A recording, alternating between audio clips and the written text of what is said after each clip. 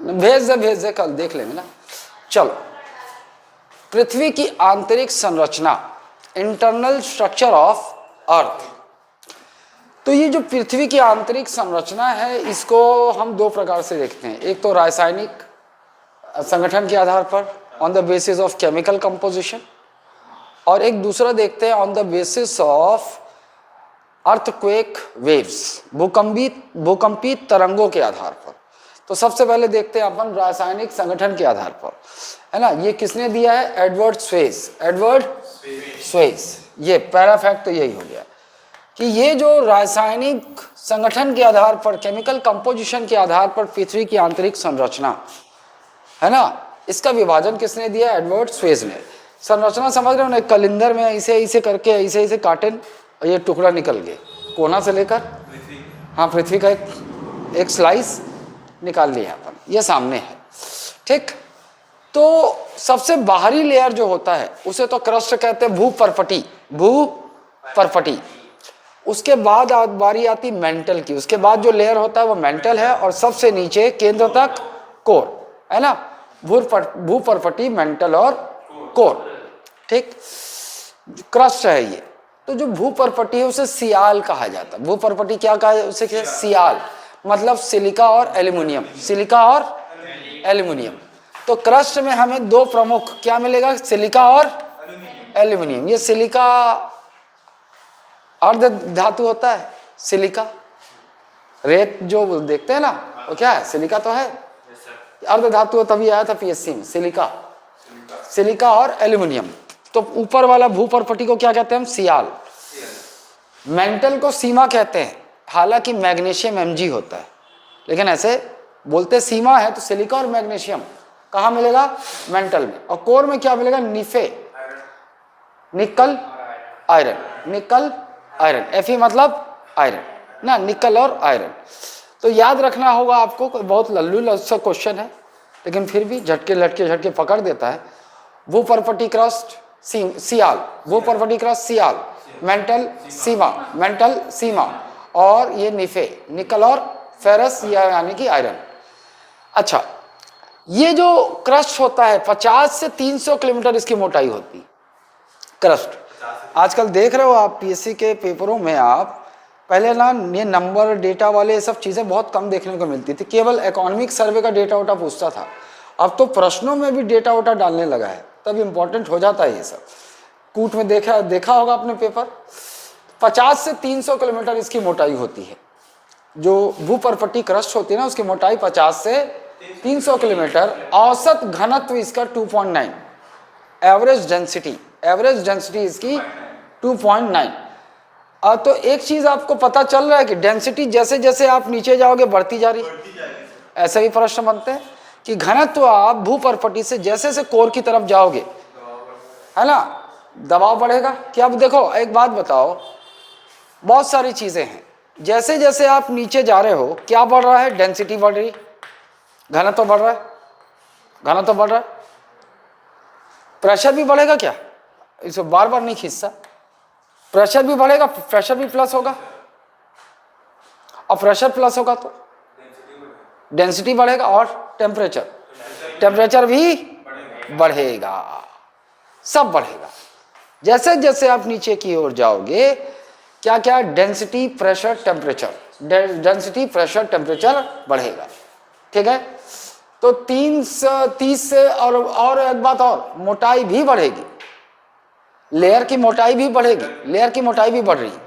ऊपर जो आपका क्रस्ट है 50 से 300 किलोमीटर है, मेंटल जो है 1000 से 200 किलोमीटर है, 2000 किलोमीटर है, और उसके बाद पूरा ये औसत घनत्व 11 ना, कोर। इतनी चीजें आप यहाँ याद रखिए। ये लटके झटके पूछ सकते हैं। औसत घनत्व इधर 2.9, ये 2.9 से 4.7, और ये कोर का 11, ठीक। ये सियाल या अच्छा, एक और चीज, महाद्वीपीय अवसादी शैलों के नीचे स्थित होती है परत, महाद्वीपीय अवसादी शैलों के नीचे स्थित होती है यह मुख्य संगठक सिलिका और एल्यूमिनियम। तो एक देखो आप, महाद्वीपीय मतलब कॉन्टिनेंटल, अवसादी शैल मतलब सेडिमेंट्री रॉक्स, तो ये जो परत है हमारी भूपर्पटी, आप ये बोल लो कि ये किन चट्टानों से बना होगा या किसके नीचे स्थित है, तो ये महाद्वीपीय अवसादी शैल, सेडिमेंट्री रॉक्स। मैं बताता हूं इसको, जबकि ये जो है ये किसके सियाल से ठीक नीचे क्या होगा, बेसाल्टिक आग्नेय चट्टानों से बनी होती है। ये वाली जो मेंटल है किससे बना होता है, बेसाल्टिक आग्नेय, बेसाल्टिक इग्नियस रॉक्स। हम ये भी पढ़ेंगे, रॉक्स भी पढ़ेंगे ना, रॉक्स भी पढ़ेंगे, आगे आएगा वो। ऐसा मत सोचना कि उसको भी हमें देखना होगा। भारत में जो चट्टान है, रॉक का संरचना वो कैसे कैसे है वो भी देखेंगे, आगे देखेंगे। फिलहाल के लिए बस इतना याद रखिए, ऊपर वाला जो है अवसादी चट्टानें, जिसको क्या कहते हैं, सेडिमेंट्री। सेडिमेंट्री समझ रहे हो ना, जैसे मान लो ये समंदर है, इधर से नदियां अपने साथ सेडिमेंट्स लेकर आती, सिल्ट टिल्ट सब लेकर आती, जमा करती जाती। इधर से नदी आ रही हैं तो ये जमा कर रही है ना, जमा कर रही। फिर क्या होगा, बहुत लाख करोड़ों अरबों सालों में क्या होगा, ये जमता जाएगा, सॉलिड हो जाएगा। और जैसे जैसे नीचे जाएगा प्रेशर बढ़ता जाएगा, ऊपर वेट बढ़ता जाएगा, प्रेशर बढ़ता जाएगा, फिर क्या होगा, चट्टान बन जाता है। तो यही क्या है, अवसादी चट्टान। जो नदियों के लाए गए अवसाद सेडिमेंट से डिपॉजिट होकर बनती है चट्टान, उन्हें क्या कहता है, अवसादी शैल ना। तो ये जो ऊपर वाला जो परत है वो अवसादी चट्टानों से बना हुआ है, नीचे वाला परत बेसाल्टिक आग्नेय चट्टानें, बेसाल्टिक इग्नियस रॉक्स। ये कहां से निकलता है, हाँ, कोर से निकलता है, ज्वालामुखी से जो निकलता है ना, लावा जो ठंडा होता है वो बनता है, वो यही होता है। तो ये वहीं से निकलता है। ये किससे बना हुआ, बेसाल्टिक आग्नेय चट्टान। और यहाँ पर देखिए नीचे क्या है, सीमा के नीचे निकल तथा आयरन से बनी हुई है, पूरा तो पिघलता हुआ लावा। यहाँ चट्टान हो, धातु हो, मेटल हो, कुछ भी हो, सब एकदम धधकते लिक्विड स्टेट में मिलता है। अन्य सतह से आंतरिक परतों की ओर जाने पर दाब में वृद्धि होती है, जिसके फलस्वरूप घनत्व, विस्कस बोलते हैं उसको, विस्कस, सेमी फ्लूइड, लसलसा ना, जिसके फलस्वरूप घनत्व में भी वृद्धि होती है। भैया नीचे जैसे जैसे आप नीचे जाओगे दबाव बढ़ेगा, और दबाव बढ़ेगा तो घनत्व भी बढ़ेगा। पृथ्वी की सतह से आंतरिक परतों की ओर जाने पर रेडियो एक्टिव तत्वों के विघटन के कारण सामान्यतया 32 मीटर की गहराई पर 1 डिग्री सेल्सियस तापमान बढ़ जाता है। एक और चीज, तापमान भी बढ़ेगा, अपन बोले थे, जैसे जैसे नीचे जाओगे। और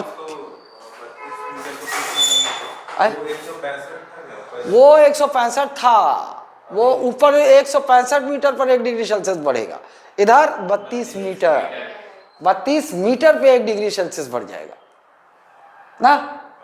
क्यों, दाब यहाँ प्रेशर बहुत ज्यादा, आपको पृथ्वी के ऊपर नीचे खोदते जाओगे तो प्रेशर बहुत ज्यादा बढ़ता चला जाएगा।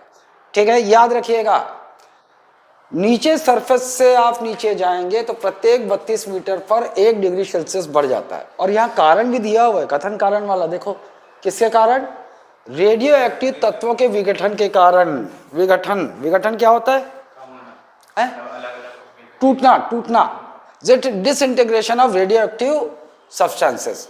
जो रेडियो एक्टिव है उनके विघटन के कारण, disintegration of radio active materials, ये कारण है कि प्रत्येक 32 मीटर की डिग्री पर आपका टेम्परेचर 1 डिग्री सेल्सियस बढ़ता चला जाएगा। क्लियर है?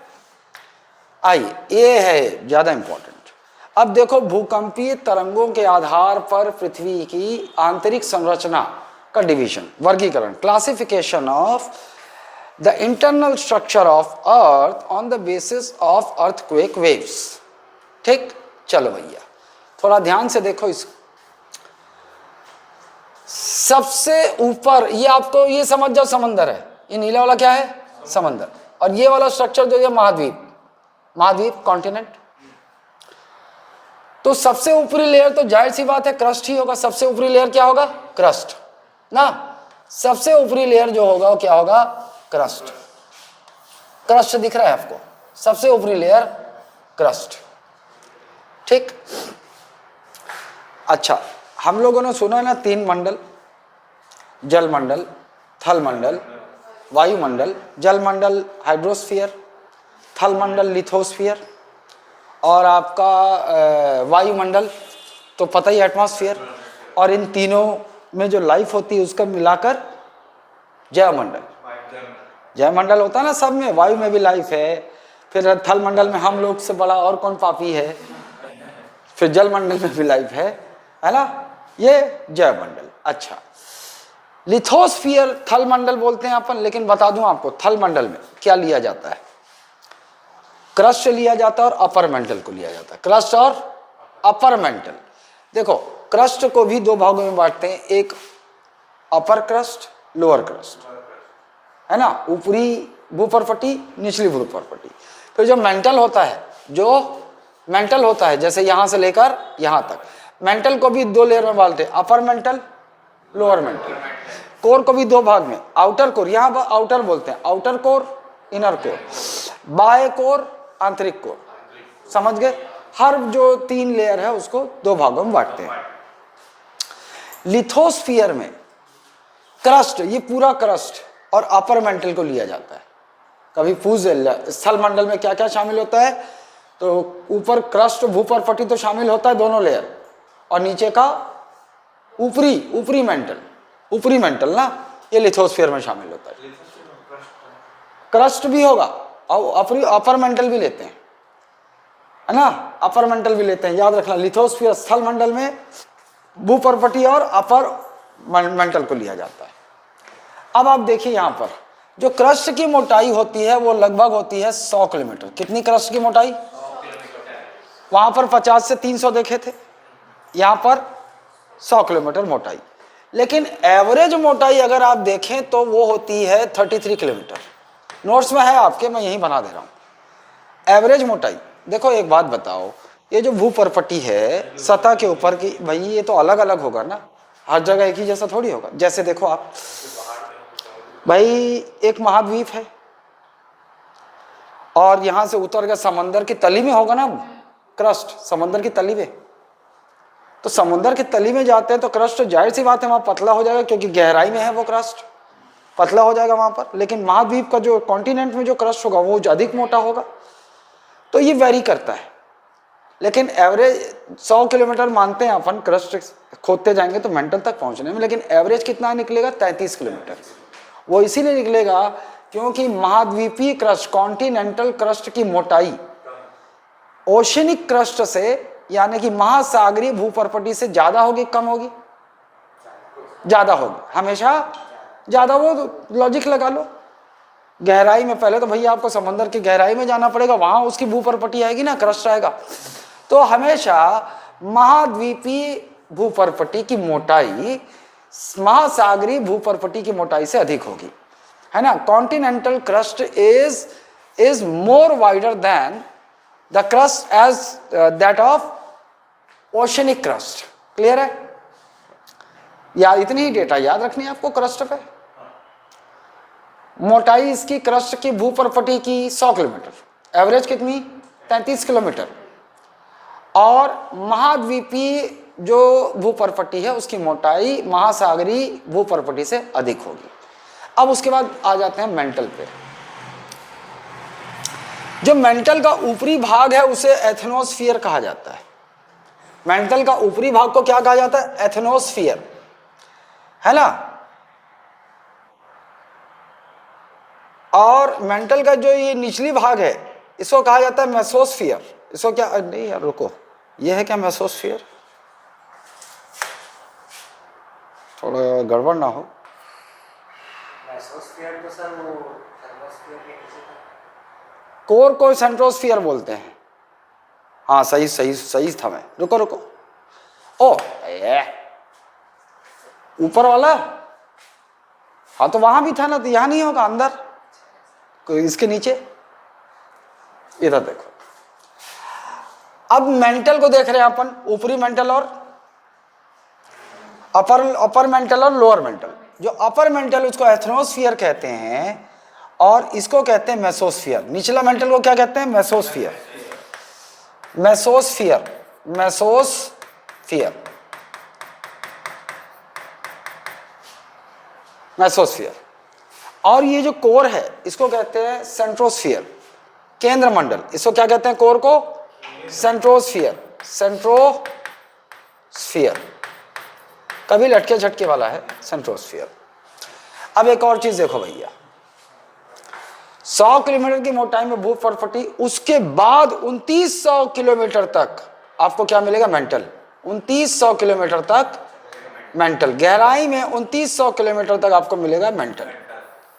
मेंटल है ये 2900 किलोमीटर तक मेंटल। तो याद रखेंगे अपन मेंटल कहाँ तक भैया, नीचे गहराई में 2900 किलोमीटर तक। 2900 किलोमीटर से कोर कहाँ मिलेगा, ये पूरा कोर है 6368, 6368 किलोमीटर, 6368 किलोमीटर याद रखना, 6368 किलोमीटर।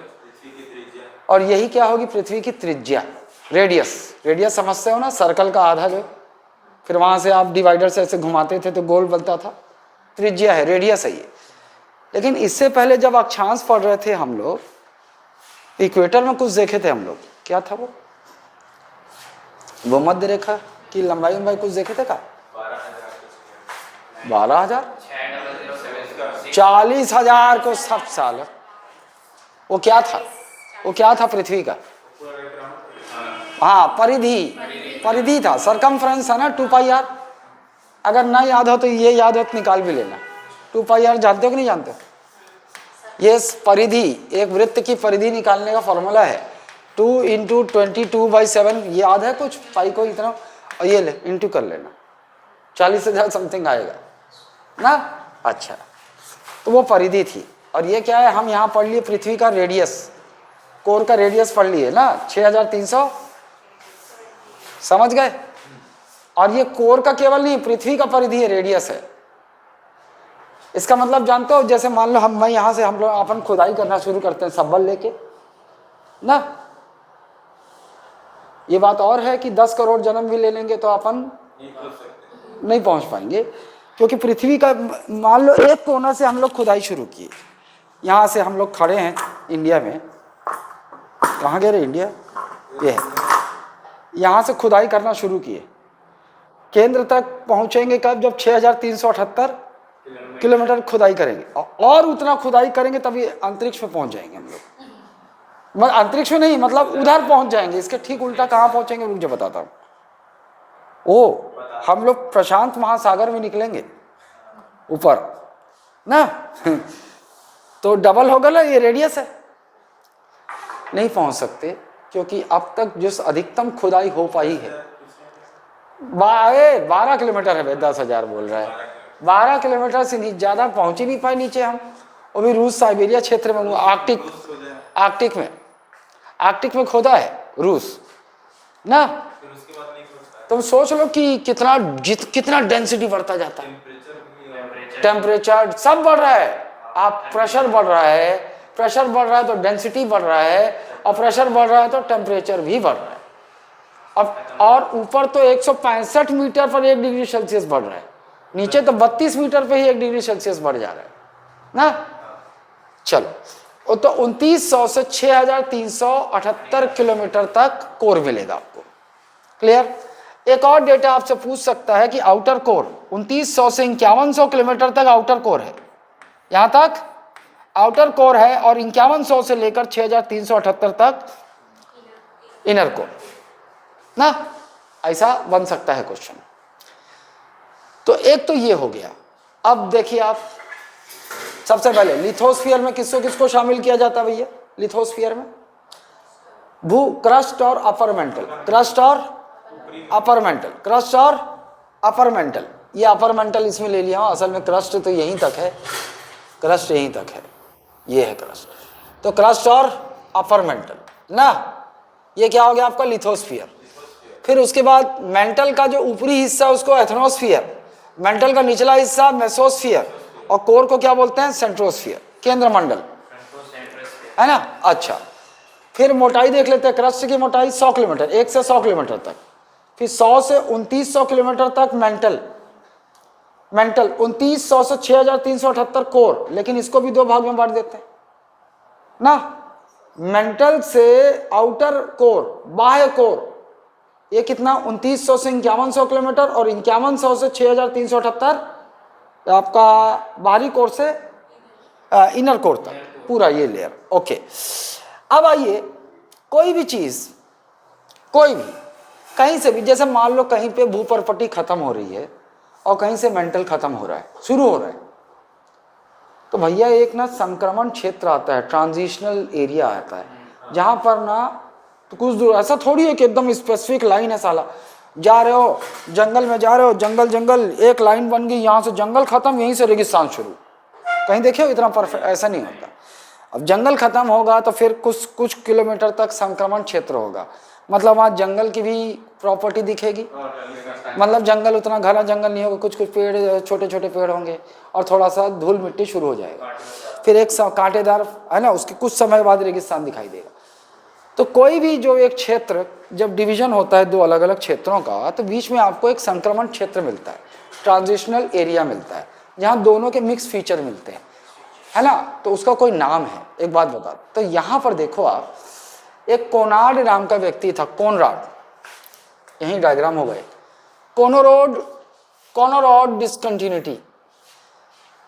कोनोरॉड नाम का एक व्यक्ति था, उसने पृथ्वी के आंतरिक संरचना में जो विभिन्न लेयर हैं उसके बीच में जो संक्रमण क्षेत्र हैं उनके बीच असंबद्धता बताइए। क्या बताइए? असंबद्धता, डिसकंटिन्यूटी। मतलब भैया वहाँ मिक्स फीचर है, यहाँ डिसकंटिन्यू हो रहा है और एक नया वो शुरू हो रहा है, तो मिक्स फीचर है। तो ये असंबद्धता जिसने बताई है वो कौन था? नाम कोनोरॉड, वो कोनोरॉड इसने दिया है। अब बताया असंबद्धता। अब देखिए, ध्यान रखिए, असंबद्धता को ध्यान से देखिए। सबसे पहले लोअर क्रस्ट और मेंटल के बीच में आएगा एक असंबद्धता, लोअर क्रस्ट और मेंटल, समझ रहे हो आप? लोअर क्रस्ट के बाद मेंटल शुरू होता है, तो लोअर क्रस्ट और मेंटल के बीच में वो संक्रमण क्षेत्र को क्या? मोहो डिसकंटिन्यूटी। क्या बोला? मोहो असंबद्धता। क्या बोलते हैं उसको? मोहो असंबद्धता। आपके हिंदी में ऐसे ही लिखा रहेगा। सबसे पहले क्या? मोहो, ये याद रखो, मोहो, मोहरो भी की याद रखने की जरूरत नहीं, मोहो, मोहो असंबद्धता, मोहो डिसकंटिन्यूटी। हाँ, क्रस्ट और मेंटल के बीच में, लेकिन और स्पेसिफिक नाम दे देगा, लोअर क्रस्ट और अपर मेंटल के बीच, यही होगा ना? अब उसके बाद भाई अपर मेंटल और लोअर मेंटल के बीच में तो भी तो होगा। अपर मेंटल और लोअर मेंटल के बीच में ये देख लो, ये दोनों मेंटल है, अपर मेंटल और लोअर मेंटल। रेपेटी असंबद्धता, रेपेटी डिसकंटिन्यूटी, रेपेटी असंबद्धता। उसके बाद आप देख लो कोर और आप लोअर मेंटल और कोर के बीच में, आउटर कोर के बीच में होगा एक, ये है गुटेनबर्ग असंबद्धता, गुटेनबर्ग डिसकंटिन्यूटी, गुटेनबर्ग, ठीक। और जो आउटर कोर है और इनर कोर है इसके बीच में मिलेगा लेहमैन असंबद्धता। कौन सा? लेहमैन, लेहमैन असंबद्धता। प्रश्न यहां से भी बन सकता है भैया। पृथ्वी की आंतरिक संरचना में दो स्तरों के बीच में, दो लेयर के बीच में जो संक्रमण क्षेत्र है, जो डिसकंटिन्यूटी है, उसको किसने बताया? कोनोरॉड ने बताया। तो कोनोरॉड असंबद्धता कहा जाता है, इसे डिसकंटिन्यूटी कहा जाता है। फिर एक प्रश्न बन जाएगा ऑर्डर, है ना? तो मुंह में रपट के गुटखा खा के लेमन पीडरिस,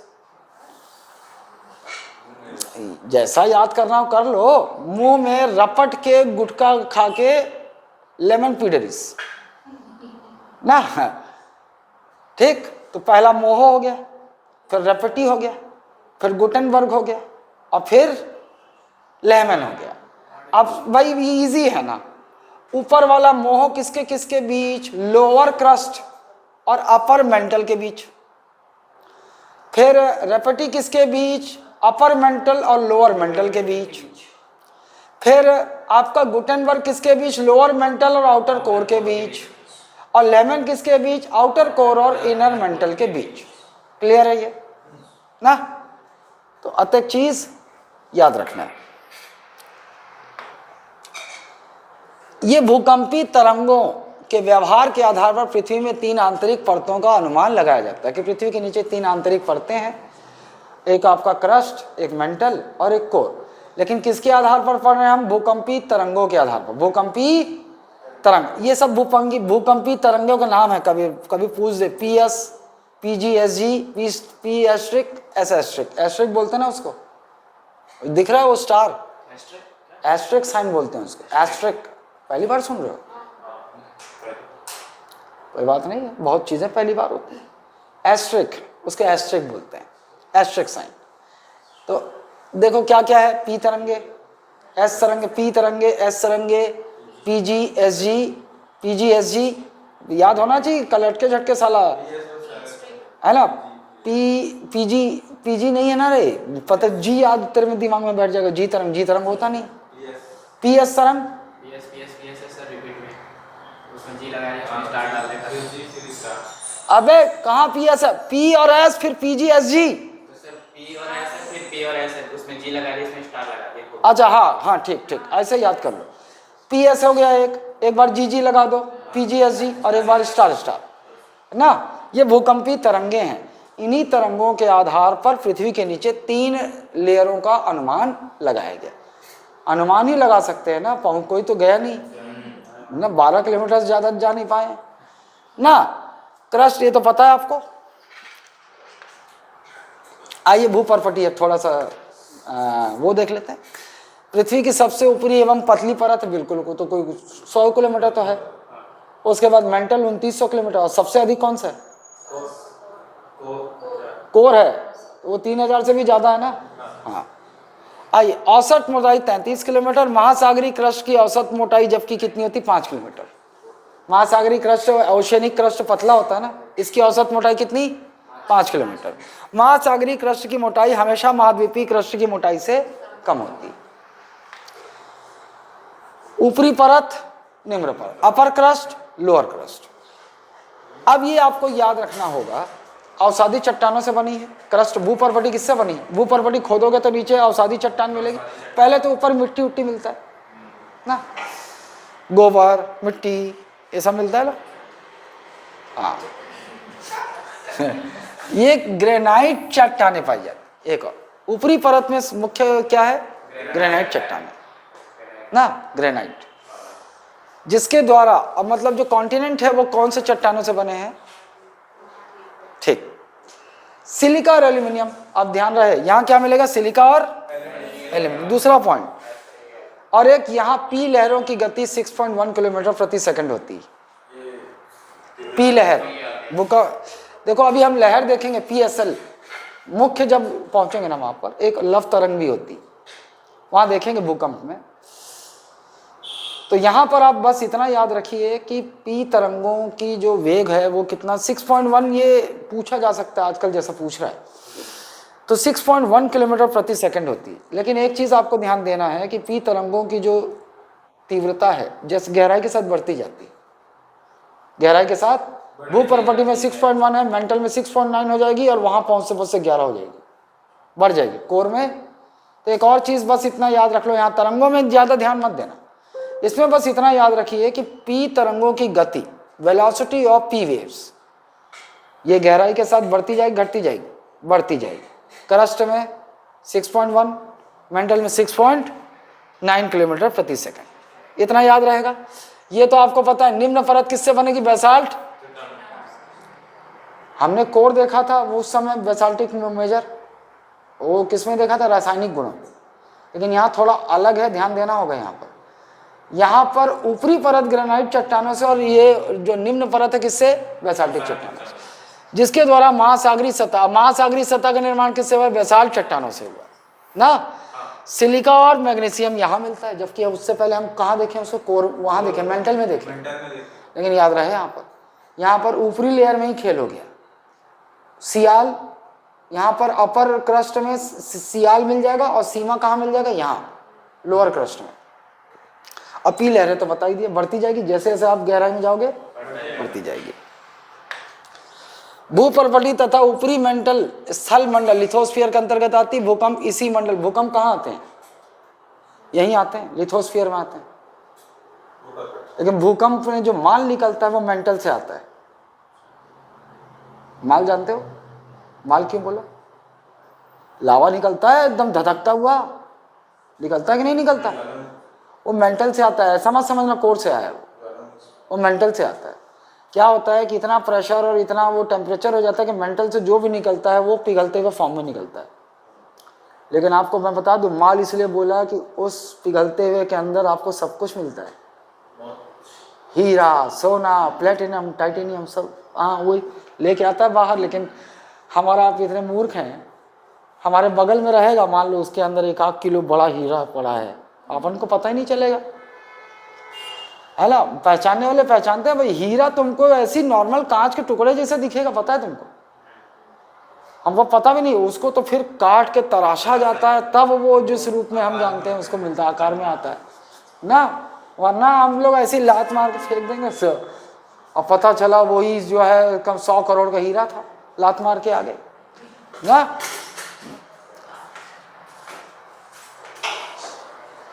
और कुछ कुछ देखना वीडियो में, उस नदी किनारे जाएंगे, ऐसे ऐसे ठोकते हैं, पत्थर ठोके तो ऐसे पूरा सोना जमा हुआ निकाल देते हैं, हीरा। और वो लोग हीरा कैसे निकालते हैं आराम को, ऐसे क्रिस्टल बना हुआ हीरा दिखाते हैं, ऐसा थोड़ी होता है भैया। हीरे को तो अपन फिर काट काट के शेप दे के बनाते हैं, तराश के, ठीक। बुक हम देखो स्पेशल अलग से पढ़ेंगे, यहाँ ध्यान दें। आओ, मेंटल मोह संबद्धता किलोमीटर की गहराई तक पृथ्वी के समस्त आयतन, ये याद रहे, पूरे पृथ्वी के समस्त आयतन वॉल्यूम का 83% है मेंटल, 83% है। और जबकि समस्त द्रव्यमान, मास समझ रहे हो ना, इसमें आप हटा दो गुरुत्वाकर्षण बल, नहीं रहेगा ना, कितना है 68%। अगर आप इसको नहीं पढ़े हुए हो, आप मार दोगे कोर, आप मार दोगे कोर, कि कोर सबसे ज्यादा भारी होगा, द्रव्यमान होगा, कोर का सबसे ज्यादा वॉल्यूम होगा, मार दोगे। लेकिन मेंटल है 83%, समस्त आयतन का पूरे वॉल्यूम का 83% मेंटल है, समस्त द्रव्य टोटल मास का 68% मेंटल। घनत्व, औसत घनत्व इसका 3.5 से 5.5। निचले क्रस्ट से ऊपरी मेंटल में पी तरंगों की गति बढ़ जाती है। कौन सी पहले बता दिया आपको, पी तरंग, ऐसा बना लेना, पी तरंग, पी वेव, पी वेव। ये क्या होगा, प्लस होता जाता है, ऊपर से नीचे की ओर बढ़ता जाता है ना। उतना इंटरेस्टिंग नहीं है, बोर हो जाओगे, लेकिन ठीक लग रहा है लेकिन पढ़ना होता है ना, ठीक। आ जाओ, ऊपरी परत और निम्न परत, लो अपर मेंटल, लोअर मेंटल, ये भी दो हिस्सों में है। अधिक घनत्व वाली चट्टानों से निर्मित है, मैग्नीशियम और लोहा। यहाँ क्या मिलेगा आपको, अपर क्रस्ट में मैग्नीशियम और लोहा, मैग्नीशियम और लोहा, और मैग्नीशियम और लोहा मिलेगा, वो यहाँ भी मिलता है निम्न परत में भी। तो कोर में क्या मिलेगा आपको, मैग्नीशियम। जबकि केमिकल रासायनिक गुणों के आधार पर मेंटल में क्या मिल रहा था, सिलिका और मैग्नीशियम, लेकिन यहाँ मैग्नीशियम और लोहा मिलेगा। ऊपरी मेंटल को अपन एथनोस्फीयर कहते हैं, निचले मेंटल को मेसोस्फीयर। ज्वालामुखी से उद्गारित होने वाले लावा का प्रमुख सोर्स यही है, मेंटल से ही आता है। तो जो ज्वालामुखी में जो लावा निकलता है वो कहाँ, कोर से आता है, मेंटल से आता है, मेंटल से। उसका मेजर सोर्स क्या है, मेंटल ना, याद रखिएगा। आप दोनों नहीं है। कोर या पृथ्वी की सबसे आंतरिक परत है, जिसे केंद्र मंडल या सेंट्रोस्फीयर कहा जाता है। मुख्यतः ये लो, ये यहाँ सेम है भैया, निकल और लोहा ही होगा, चाहे केमिकल वाले में देखो चाहे इसमें, निकल और लोहा, निफे ना, जिसे निफे। कोर का विस्तार ये भी पता है आपको, 6378 किलोमीटर तक है। तापमान 27,000 डिग्री सेंटीग्रेड, 27,000 डिग्री सेंटीग्रेड ना, ठीक। लो, बाह्य कोर, आंतरिक कोर, पता है आपको 2900 से 5100 भूकंपी एस लहरें प्रविष्ट नहीं हो पाती। एक फैक्ट कभी पूछ दे, एस लहरें कोर तक नहीं जा पाती हैं। पढ़ेंगे अपन अर्थक्वेक में डिटेल, बढ़िया से तरंगे पढ़ेंगे। ये लटके झटके पूछ सकता है। शुरू हो गया साला, मैं देख रहा क्लास चल रहा है, क्रिकेट खोल के बैठा है। ये शुरू हो गया, पहला बॉल हो गया, मार दिया, अब सैमसंग ही मारेगा। ये लो, और पी लहरों की गति सर्वाधिक हो जाती है, आपको पता है, ये तो पता है। पी लहर नीचे तक सर्वाधिक कहाँ हो जाएगी, कोर। पृथ्वी की त्रिज्या अब तक सबसे गहरी खुदाई, पृथ्वी की सतह से नीचे जाने पर पी तरंगों गति बढ़ जाती, सब कुछ पता है आपको। और ये आपको रटना ही होगा, अपेक्षा कम हो जाती है, वो देखो आप ना। अरे खत्म हो गया क्या, चलो आफ्टर ब्रेक विल कंटिन्यू, नया वो वाला वहां पहुंचेंगे अपन। एक क्वेश्चन यहां से आ सकता है, इसमें देखो आप, ये क्या बोल रहा है, गति पी और एस तरंगों की अपेक्षा कम होती है ना। तो P और S यहाँ लिख लो, P और तो PG और जो PG और ये होंगी, है ना, ये कहाँ होंगी, PG और SG इसके बाद होंगी, PG और SG। ये क्या बोल रहे हैं अपन, तरंगों की गति देख रहे हैं ना, घटते क्रम में, ऐसे घटते क्रम में देख रहे हैं अपन। तो क्या बोल रहा है, PS, ये ऐसा बना लेना ना, P और PG, P और PG के बीच होंगी, तो यहाँ पर क्या होगा, P स्टार, यहाँ पर P स्टार, और S तरंगों की गति S और SG के बीच होगी, तो मतलब S स्टार कहीं यहाँ होगा। तो इस तरीके से बना लेना ताकि आपको पता चले कि ये स्थिति होगी, तरंगों की ये स्थिति होगी। यहाँ पर हम लोग क्या देखे थे, S तरंगे, S लहरें प्रवेश नहीं कर पाती बाहरी कोर में, तो ये सही बना है ना। तो ये कुछ इस तरीके से बनेगा, लेकिन ये उतना इम्पोर्टेंट नहीं है, इम्पोर्टेंट होगा जो भूकंप में आएगा ना वो। तो चलिए अब अगला टॉपिक क्या है हमारा, भूकंप, ये तो खत्म हो गया। अब आइए भूकंप देखते हैं।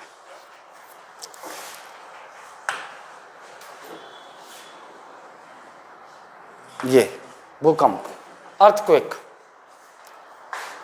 वायुमंडल को, अभी कल भी क्लास है ना, तो वायुमंडल का डालेंगे, वायुमंडल तक आपका सिलेबस है, इसको नहीं रखते। वायुमंडल शुरू से अक्षांशी और अक्षांश देशांतर से लेकर वायुमंडल,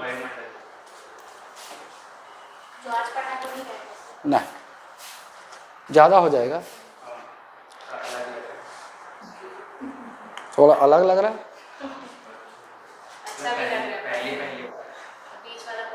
नहीं, मैपिंग शुरू होगा ना तो अच्छा लगेगा, वो थोड़ा। आइए भूकंप, सुनामी और ज्वालामुखी देख लेते हैं। सबसे पहले भूकंप, अर्थक्वेक। पृथ्वी के आंतरिक एवं बाह्य बलों के कारण ऊर्जा का निष्कासन होता है, जिसके कारण तरंगों की उत्पत्ति होती है जो सभी दिशाओं में फैलकर पृथ्वी पर कंपन उत्पन्न करती है, इसे ही भूकंप कहते हैं। तो दोनों आंतरिक और बाह्य बल दोनों काम करता है ना, भूकंप की उत्पत्ति में आंतरिक और बाह्य बल दोनों काम करता है, और इसकी वजह से ऊर्जा निकलती किसके रूप में, तरंगों के रूप में, और पृथ्वी की सतह पर आकर तरंगे फैल जाती, पृथ्वी की सतह पर आकर तरंगे फैल जाती है, जिसकी वजह से कंपन उत्पन्न होता है, वाइब्रेशन उत्पन्न होता है, और यही क्या है, भूकंप है। भूकंप प्राकृतिक तथा मानवीय घटनाओं के परिणाम हो सकते हैं। एक और चीज, भूकंप प्राकृतिक भी होता है और मानवीय घटनाएं के लिए, मानवीय घटनाएं भी इसके लिए जिम्मेदार हैं। जैसे परमाणु परीक्षण, सागर के तल पर करते हैं अपन गहराई में परमाणु परीक्षण, तो उससे भी वाइब्रेशन होता है। बांध हम जो बनाते हैं ये भी बहुत बड़ा कारक है भूकंप का। कैसे भाई, ये बांध बना दिया हमने, ये बांध बना दिया है, पानी इकट्ठा कर दिया, यहाँ पर पूरा पानी इकट्ठा हो गया। ये पानी रिसेगा धीरे धीरे नीचे रिसेगा, बड़ी बड़ी चट्टानों, सब एडजस्टमेंट है ऐसे ना, मिट्टी डस्ट ये सब बड़ी बड़ी चट्टानें, पानी रिसेगा क्या चिकनाई पैदा करेगा, तो ये जो बड़ी बड़ी चट्टानें खिसक सकती हैं, ये खिसकती हैं, तो इससे भी भूकंप का कारण है ना। ठीक, और नेचर वाला तो है ही। ये देखो भूकंप का स्ट्रक्चर, थोड़ा सा ध्यान दीजिएगा, फोकस वो यहाँ कहीं नीचे होता है ना। फिर इसका एपिसेंटर, भूकंप का एपिसेंटर सुने हो ना, एपिसेंटर कहाँ होता है, सतह पर होता है। एपिसेंटर कहाँ होता है, सतह पर होता है, ठीक ऊपर, इसके ठीक ऊपर एपिसेंटर होता है सतह पर, और इसके इर्द गिर्द पूरा ये वेव फैलती है ना, ये वेव फैल रही है। तो और यही क्या है, सिस्मिक वेव्स हैं, भूकंपी तरंगे हैं, सिस्मिक वेव्स इसलिए कहा जाता है कि भूकंप की तरंगों तीव्रता का मापन अपन किससे, सिस्मोग्राफ से करते हैं। सिस्मोग्राफ है ना, भूकंप की तीव्रता कितनी है, आपने सुना होगा मैग्नीट्यूड, रेक्टर स्केल है ना। फिर मैग्नीट्यूड में नापते हैं, 5 मैग्नीट्यूड का भूकंप आया, 6 मैग्नीट्यूड का भूकंप आया, 7 मैग्नीट्यूड का भूकंप आया, आगे देखेंगे। फिलहाल डायग्राम के लिए थोड़ा सा ध्यान रखो, तरंगे कहाँ फैलती, सतह पर, एपिसेंटर कहाँ होता है भूकंप का, सतह पर, और ठीक किसके, फोकस के ऊपर होता है, और फोकस कहाँ होता है, नीचे होता है। ठीक, आइए भूकंप मूल, उद्गम केंद्र बोलते हैं फोकस को, भूकंप मूल फोकस कहाँ होता है? देखो आप, वह स्थान जहाँ ऊर्जा तरंगों की उत्पत्ति होती है, जहाँ से ऊर्जा तरंग एनर्जी वेव्स ओरिजिनेट होती है, उसे कहा जाता है फोकस, जो नीचे होता है। अधिकेंद्र एपिसेंटर या बिंदु जहाँ पर भूकंपी तरंगें सबसे पहले पहुंचती, सतह पर पहुंचेगी ना तरंग नीचे से, जो उद्गम केंद्र के ठीक ऊपर 90 के कोण पर, 90 डिग्री पर होता है ना। समभूकंपी रेखा आइसोसिस्मल लाइन, पृथ्वी की सतह पर भूकंप के समान तीव्रता वाले बिंदुओं को मिलाने वाली रेखा को समभूकंपी रेखा कहते हैं। जैसे समदाब रेखाएं पढ़े थे ना अपन, सेम दबाव के काल्पनिक बिंदु से मिलाते थे तो क्या बनता था? समदाब रेखाएं समुद्र के नीचे। वैसे ही इनको भी होते हैं कि समान तीव्रता वाले बिंदुओं को जोड़कर एक काल्पनिक रेखा खींची जाती है, उसको क्या बोलते हैं? समभूकंपी रेखा, आइसोसिस्मल लाइंस। आइए, भूकंपी तरंगे, सिस्मिक वेव्स, भूगर्भीय तरंगे और धरातली तरंगे। बिल्कुल देख लो, पीएस क्या है? भूगर्भीय तरंगे, ये तरंगे अंदर पैदा होती है ना। और धरातली, धरातल पर कौन सी तरल, कौन सी तरंग पहुंचती? एल तरंग, लव तरंग कहते हैं इसको, नाम है इसका। लेकिन आपको बता दूं कि 3 तरंगे हैं, सबसे विनाशकारी यही वाले तरंग है, और मानव जीवन में भी सबसे विनाश लेकर आती है लव तरंगे। क्या? जो पृथ्वी पर जो बिल्डिंग वेल्डिंग गिरती है ना, सब वो डिस्ट्रक्शन होता है, वो इस तरंग की वजह से होता है। इसी से जब तुलना कर रहा हूं मैं, ये एल तरंगे हैं, भूकंप की 3 तरंगे, PSL तरंगे। लेकिन सबसे खतरनाक तरंग जो विनाश मचाती है वो क्या है? एल तरंगे। और मानव जीवन में वो ही लव तरंगे विनाश मचाती है ना। ये दिख रहा है आपको अर्थक्वेक का ये डायग्राम ना। अच्छा, अब आप देखें कि पी तरंगे और ये पी तरंगे और एस तरंगे, ये देखो पृथ्वी की सतह पर तो एल तरंग पहुंचती है, और ये वाला एरिया क्या है? ये मेंटल है। ये वाला क्या एरिया क्या है? मेंटल है। उसमें ये वैसे चांस कम है, लेकिन फिर भी समझ लो, पी शैडो जोन, ये तरंगे इस प्रकार से फैल रही। पी शैडो दिख रहा है इधर, इधर क्या दिख रहा है? ये भी पी शैडो जोन दिख रहा है ना। सॉलिड इनर कोर में ये तरंगे कुछ इस प्रकार से प्रविष्ट करती हैं, ये ऐसे ऐसे। सॉलिड इनर कोर जो होता है ना, इनर कोर, वहाँ भी इन तरंगों का एहसास होता है। लेकिन आप देखेंगे कि ये तरंगे यहाँ एहसास हो रही हैं मेंटल में, लेकिन एक शैडो जोन बनता है, मतलब यहाँ पर तरंगों का असर नहीं होता। ये देखो, ये पी शैडो जोन मेंटल में बनेगा। कहाँ बनेगा? मेंटल में। उतना इंपॉर्टेंट ये नहीं है। आ जाओ, इधर आओ। पी तरंगे भूकंप में सबसे पहले, अब देखो फैक्ट आना शुरू हो गए। सबसे पहले कौन सी तरंग को उत्पन्न होती? पी तरंगे। सबसे पहले पी तरंगे। पृथ्वी की सतह पर सबसे पहले पी तरंगों का ही अनुभव होता है। सबसे पहले पी तरंगे पैदा होती है, और पृथ्वी की सतह पर पहुंचने वाली सबसे पहली तरंग भी पी तरंग है। इन्हें प्राथमिक तरंगे, क्योंकि सबसे पहले पैदा होती है तो प्राइमरी वेव्स कहा जाता है। प्राथमिक तरंगे हैं ये ना। ये ध्वनि तरंगों के समान अनुदैर्ध्य तरंग होती हैं। कभी सुने हो आप अनुदैर्ध्य तरंग? क्या होता है?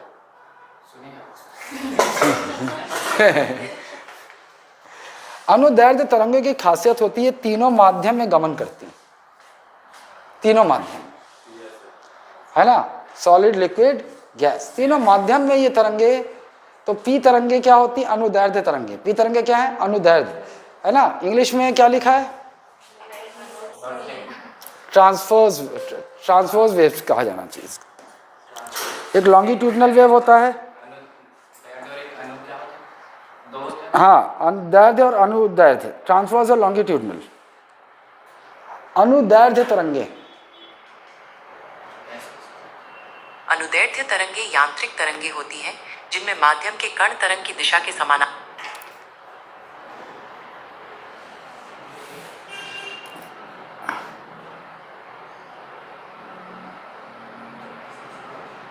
अनुप्रस्थ तरंग, अनुदैर्ध्य तरंग और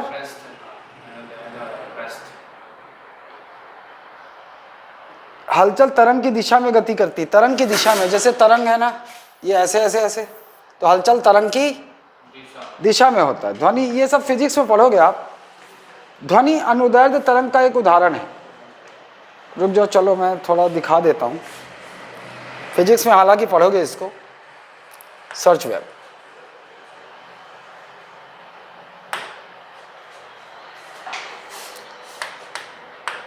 वेव्स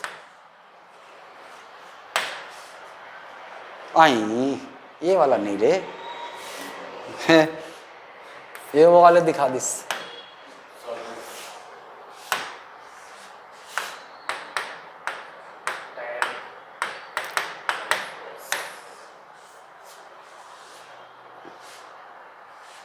बस केवल हाँ, लॉन्गिट्यूडनल एंड ट्रांसवर्स वेव बोला था ना।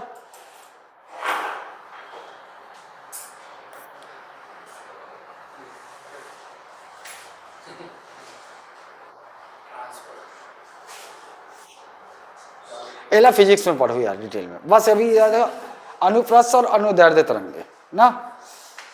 यार मैं भी भुला गया हूँ, 10वीं 10वीं में पढ़े रहे हूँ, लेकिन जब फिजिक्स में पढ़ाता नहीं, साइंस पढ़ाने दूसरे आते हैं, मैथ्स रीजनिंग पढ़ाने दूसरे आते हैं ना, उसके बाद सब नहीं पढ़ाऊंगा।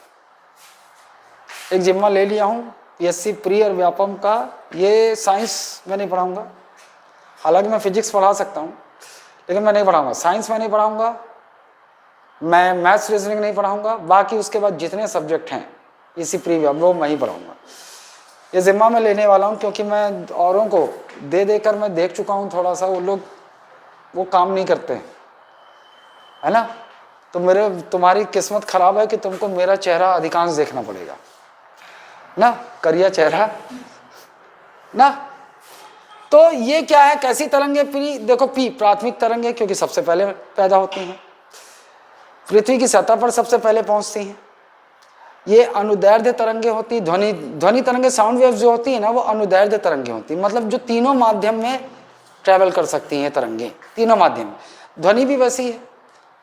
ध्वनि आपको ध्वनि भी तो तरह है ना, आप पानी के अंदर चले जाओ, वहाँ भी आवाज़ निकालना, वो ट्रेवल करती है, लेकिन वैसा नहीं ट्रेवल करती जैसा ऊपर ट्रेवल करती है ना।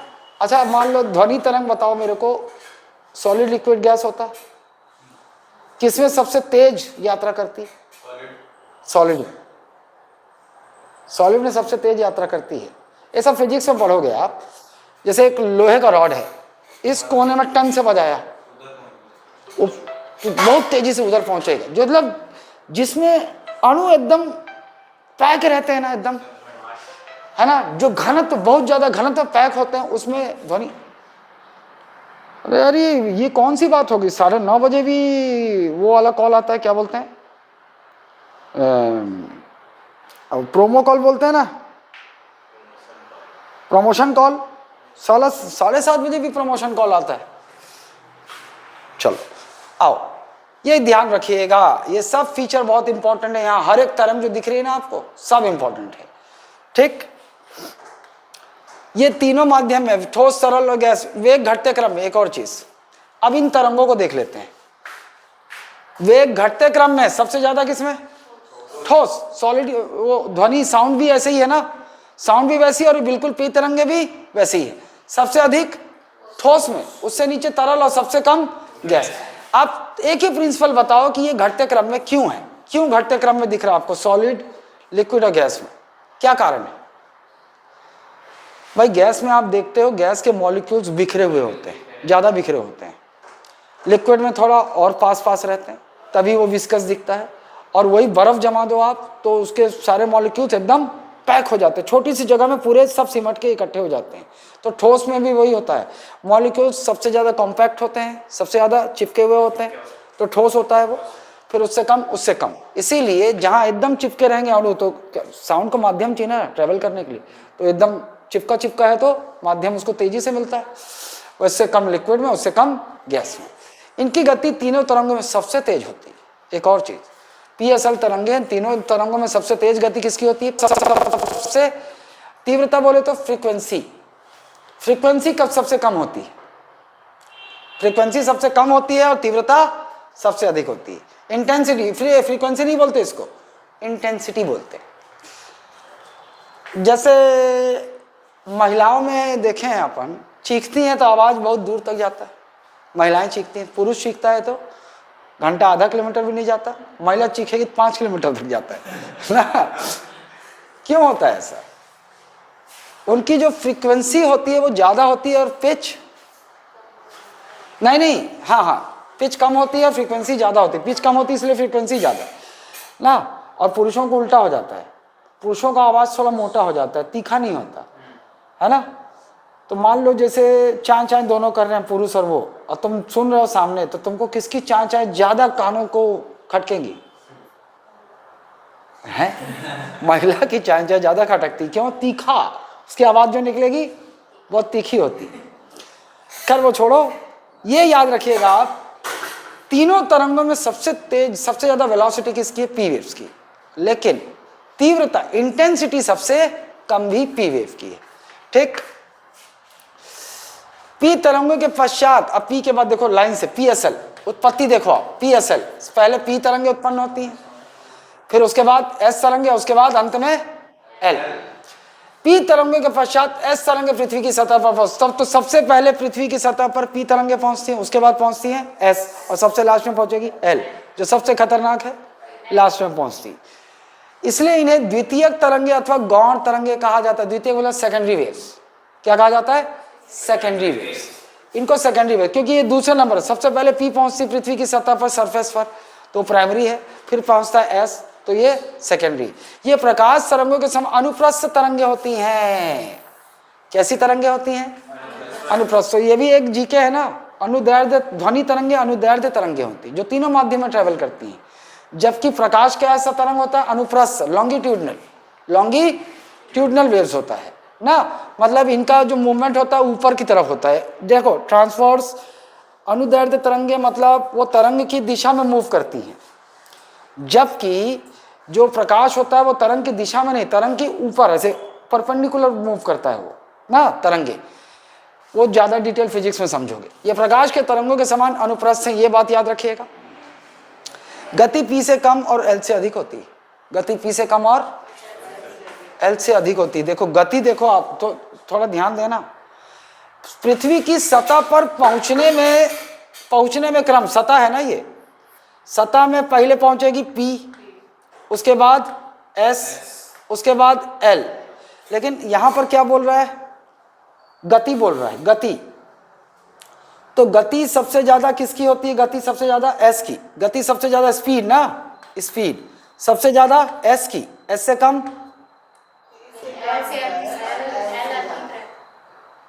एल से, पी से कम एवं एल से अधिक होती है।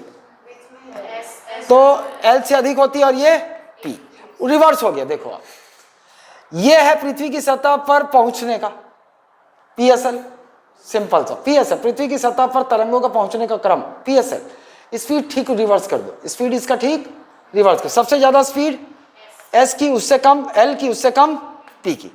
आसान है, ऐसा ट्रिक बना के रखना। पी से कम,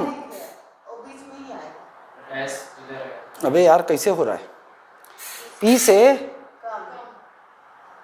ओ, तो पी यही आएगा, और एल से अधिक होता है ओ, पी एस एल ऐसी सेम है फिर तो। ये देखो पी से कम, पी से कम ठीक, और एल से, हाँ ठीक है, सेम है ट्रिक। अभी कहीं आएगा, इंटेंसिटी में शायद बनाएंगे अपन उसको, पी एस एल। अबे ये क्या बोल रहा है? पी से कम, पी से कम, तो पी पहले रहेगा। और क्या बोल रहा है? एस की एल से अधिक होती है, एल से अधिक। तो ये देखो एल से अधिक है ना, घटते क्रम में बना रहे हैं, सबसे ज्यादा फिर सबसे कम, पीएसएल ही बनेगा ना। तो ये याद रख लो। चलो, पृथ्वी की सतह पर पहुंचने का क्रम एक ही है और गति भी पीएसएल। कहीं गड़बड़ है क्या? अबे पी, रुक जा, पी से कम ठीक है, पी ज्यादा है तो एस इसके बाद। फिर बोल रहा है इसकी गति एल से अधिक होती है, तो एल से ज्यादा है तो इसी नंबर पे तो आएगा। तो सर एल से अधिक है तो आगे होना चाहिए। गति अपन घटते क्रम में देख रहे हैं ना इसको, तो एल से अधिक तो है, सेकंड नंबर पे है। तो अबे एल से अधिक होती है, एस की गति पी से कम होती है तो पी के बाद है। एल से ज्यादा होती तो एल से पहले, तो यही तो बन रहा है क्या है? कौन से क्रम में? PSL घटते क्रम में है ना, सबसे ज्यादा गति अभी भी P की है, फिर S की, फिर L की। वो तो पहले भी देख चुके हैं, P की गति सबसे अधिक है ना, तीव्रता P से अधिक और L से कम। अब तीव्रता देख लेते हैं, तीव्रता क्या बोल रहा है, P से ज्यादा है। इसमें रिवर्स हो गया ना, वही मेरे को याद आ रहा था, L से कम,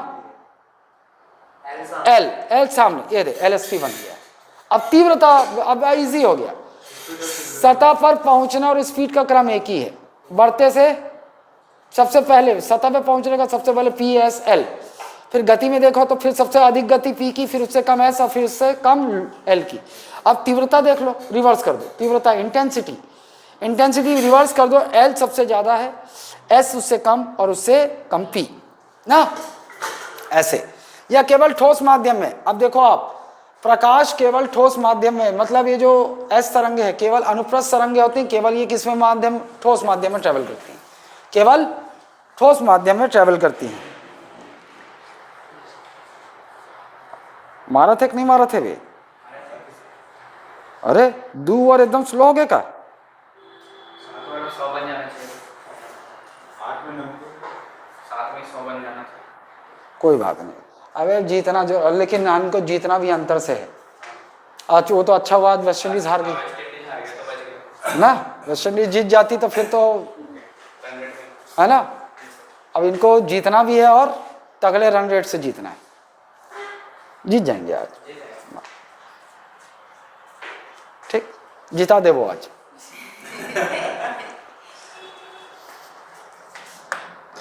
आइए एल तरंगे, लव वेव्स बोला था, नाम है इसका लव वेव्स।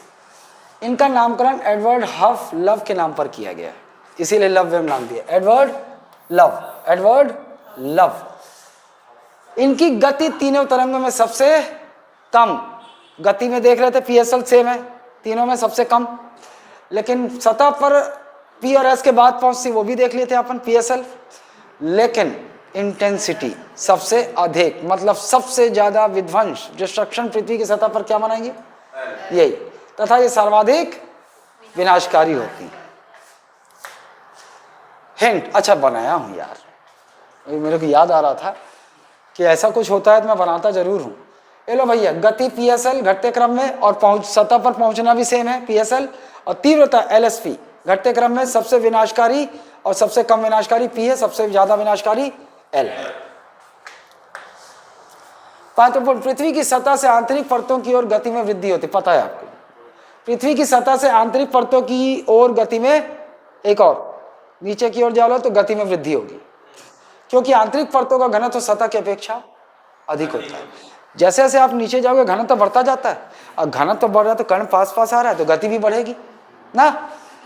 पृथ्वी की आंतरिक परतों में गुटनबर्ग असांतत्य, असंबद्धता या असांतत्य 2900 किलोमीटर की गहराई तक P और S तरंगों की गति में वृद्धि होती है। P और S तरंगे जो हैं इनकी गति में वृद्धि कहां तक होती, गुटनबर्ग असांतत्य, ये तो याद है आपको, कहां पर, नहीं निचला, लोअर मेंटल और आउटर कोर के बीच का, आउटर कोर के बीच का ना। तो P और S तरंगों की गति में, या ये देखो जब जैसे टफ वाला कूट वाला प्रश्न डाल देता है ना, वहीं डाल देगा। तो P और S तरंगे गुटनबर्ग तक इनकी गति में वृद्धि होती है ना, लेकिन S तरंगे इसके बाद विलुप्त हो जाती है। एक और चीज, S तरंगे इसके बाद विलुप्त हो जाती है, तीनों तरंगे जा रही है नीचे, तीनों तरंगे, लेकिन P गुटनबर्ग असंबद्धता के बाद P और S आगे बढ़ती हैं, कोर तक जाती हैं, P और S कोर तक जाती है, लेकिन उसकी स्पीड कम हो जाती है, लेकिन S तरंगे कोर तक नहीं पहुंचती, वो विलुप्त हो जाती, गायब हो जाती ना। P तरंगों की गति में कमी आती है क्योंकि बाह्य कोर का पदार्थ तरल अवस्था में होता है, और S तरंगों केवल, अब देख लो ये इसका रीजन भी तो तुमको पता है। सबसे पहले अपन क्या पढ़े थे, S तरंगे पढ़े थे। S तरंगे किस प्रकार की तरंगे, अनुप्रस्थ तरंगे, और अनुप्रस्थ तरंगे केवल ठोस में, और जबकि कोर में क्या मिल जाता है अपने को, विस्कस, सेमी सॉलिड मिल जाता है ना, सेमी लिक्विड या सेमी सॉलिड बोल लो, विस्कस, और ये वहां ट्रेवल नहीं कर पाएगी। तो ये रटने की जरूरत नहीं है, ये अनुप्रस्थ तरंगे और वो थोड़ा सा उसका फीचर याद रखना बस, ठीक, समझे कि नहीं समझे? ये देखो वो डायग्राम जो दिख रहा था ना अभी कुछ देर पहले, ये देखो यहां पर देखो हम लोग क्या देख रहे हैं, पी तरंगे ना, जो पी तरंगे हैं, एस तरंगे यहां विलुप्त हो जाती हैं, एस तरंगे जो होंगी वो यहां नहीं होंगी, एस तरंगे यहां नहीं पहुंचेंगी। क्यों? क्योंकि एस तरंगे कैसी तरंगे हैं? अनुदैर्ध्य तरंगे। एस तरंगे नहीं, अनुदैर्ध्य नहीं, अनुप्रस्थ है, अनुप्रस्थ जो केवल ठोस माध्यम में ट्रेवल करती हैं, जो केवल, जबकि कोर में हम जानते हैं वो विस्कस फॉर्म में होता है, सेमी सॉलिड, तो इसलिए एस तरंगे यहां गायब हो जाएंगी।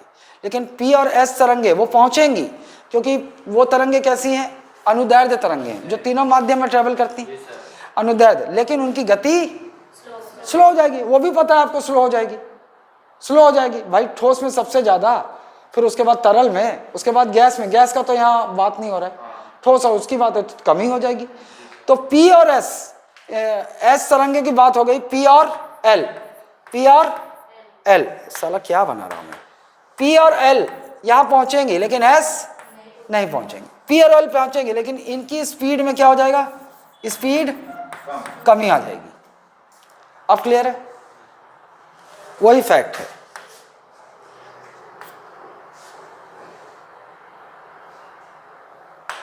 ये लो, आंतरिक कोर में पहुंचते पी तरंगों की गति में पुनः वृद्धि, और आंतरिक कोर में देखो पी तरंगों की गति में वो असंबद्धता पढ़े थे ना गुटेनबर्ग, लेकिन जैसे ही आंतरिक कोर में पहुंचेगा फिर क्या हो जाएगा? पुनः वृद्धि होती, क्योंकि यहां पदार्थ ठोस अवस्था में होता है ना। देखो जो आउटर कोर और इनर कोर में एक चीज मैं बताना भूल गया उस समय, नोट्स में आपके होगा, जो कोर है हमारा, कोर दो भागों में है, एक ऊपरी कोर, बाह्य कोर, और एक आंतरिक कोर। यहां पर होता है तरल अवस्था में, और नीचे जाते हैं ना इनर कोर में ठोस हो जाता है, घनत्व तो बहुत ज्यादा, प्रेशर सबसे ज्यादा, वहां ठोस हो जाता है। क्लियर है? ये याद रखना। तो फिर इनर कोर में स्पीड इसकी कम हो जाती है, किसकी बात करें? पी तरंगों की। लेकिन जैसे ही ये आउटर कोर में पहुंचता है इसकी गति और तेज हो जाती है। क्यों? ठोस अवस्था का ना, सब तुमको पता है। जब इसको याद करो ना, ये बनाओ, तो वही कंसेप्ट जो अभी तक आप लोगों ने देखा है उसको लेते हुए इसको दिमाग में जड़ना। दिमाग में जड़ने का मतलब ये नहीं होता है कि आप सीधे लाइनें रटते चले जाओ, ये नहीं होता है। जो भी कंसेप्ट है उसको समझकर उसको दिमाग में जमाओ, सजाओ ना। एल तरंगे केवल सतह पर ही है। अच्छा, एल तरंगे की एक खास बात केवल, अच्छा एक और चीज भैया, एल तरंगे, ये लो, एल तरंग भी यहां नहीं होगा। एस तरंग cut, P cut, L cut. L तरंग केवल कहां? सतह। एल केवल तरंगे केवल कहां स्पीड में रहेंगी? ऊपर, सतह पर ही गति करेंगी। तो चलो अब थोड़ा क्लियर हो गया। एस तरंगे पहुंचेंगी नहीं, उससे पहले गायब हो जाएंगी, कोर से पहले। पी पहुंचेंगी, लेकिन पी कोर में पहुंचकर उनमें दो खासियत होगी। पहले आउटर कोर में उनकी गति कम हो जाएगी। आउटर कोर में पगली, आउटर कोर में फ्लूइड है, सेमी विस्कस है, और जैसे इनर कोर में नीचे जाएंगी तो ठोस अवस्था में पड़ जाए, गति बढ़ जाएगी। और एल तरंगे केवल सतह पर गति करेगी। हाँ, पी नीचे तक जाती, पी केवल पूरा नीचे तक जाती, लेकिन स्पीड में अंतर होता है। पहले जाएगी मेंटल तक, स्पीड बढ़ती चली जाएगी। फिर जैसे ही वो आउटर कोर में पहुंचती, स्पीड स्लो, फिर से ठोस अवस्था इनर कोर में पहुंचेगी, स्पीड बढ़ जाती है। एल तरंगे केवल सतह पर गति करेंगी, और जो एस तरंगे वो कोर तक पहुंच ही नहीं पाती ना। आइए,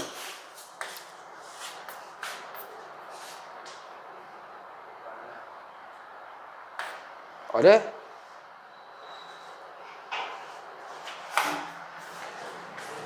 सालों सब का ध्यान मैच में है, मोरो ध्यान चल देते साले। चलो काली देख बोला। अरे और मार रहे होंगे, कैसा है? मार रहे नहीं मार? इंसान की 38 50